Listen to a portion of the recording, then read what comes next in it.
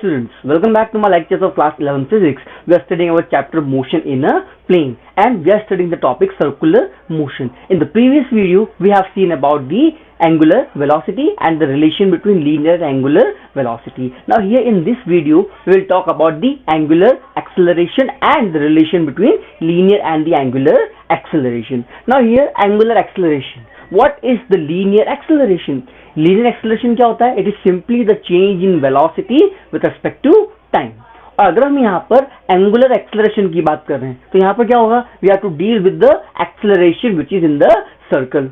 तो यहाँ पर जो velocity है acceleration में क्या होता है? Linear velocity होती है. तो यहाँ पर क्या हो जाएगा? It will be angular velocity. So here this angular acceleration of an object in circular motion is defined as the time rate of change of angular velocity. मतलब angular velocity time के साथ किस तरह से change होता है is called as the angular acceleration. So this angular acceleration is equals to change in angular velocity upon time.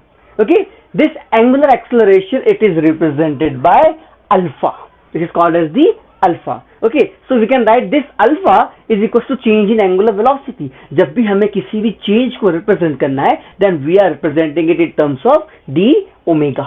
Okay, so here this omega is the angular velocity and this d omega that represents the change in angular velocity. You can also write it as omega 2 minus omega 1. This represents the change और उसी को हम d omega के form में लिख सकते हैं. And what about this dt? This dt is the change in the time or the time in which that angular velocity is getting changed.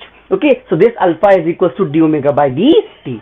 Now here we have the formula. So from this formula we can write its unit. So what is the unit of this angular acceleration? That is radian per second square. This omega, its unit is radian per second, and for this dt it is second. So its unit will be radian per second square.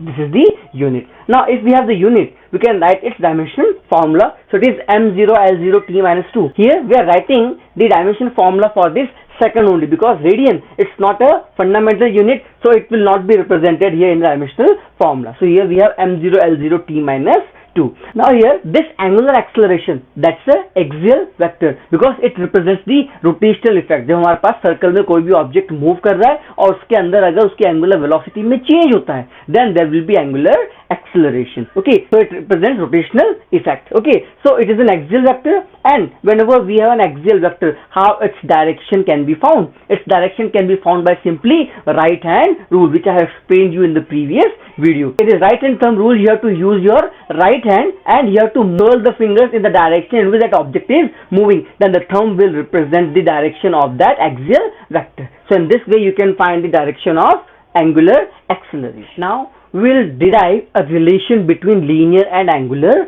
acceleration. Okay, these both are also related. This linear acceleration that is represented by simply a, and this angular acceleration that is represented by alpha. So we'll find the relation between a and alpha. Okay, now here how we can write this linear acceleration and what is the relation between this linear acceleration and the velocity? We can write this a is equals to dv by dt. That is the rate of change of velocity with respect to time, that is called as the acceleration. And we also have the relation between the linear velocity and the angular velocity, that is v equals to r omega, where r is the radius of circle in which that object is moving. Okay, so here we will put the value of v here in this formula. So I can write this a is equals to d by dt of r omega.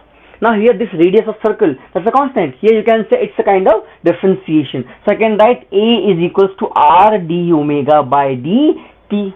Okay, now this d omega by dt, that is the rate of change of angular velocity with respect to time. And this rate of change of angular velocity, it is simply angular acceleration. So I can write a is equals to r alpha. Okay, जैसे हमारे पास v equals to r omega होता था, वैसे हमारे पास क्या हो गया a is equals to r alpha. अगर आपको ये रिलेशन इजीली याद हो गया देन ये भी आपको इजीली याद हो जाएगा. Okay, so this is what the relation between the linear and angular acceleration, and this is all about the angular acceleration.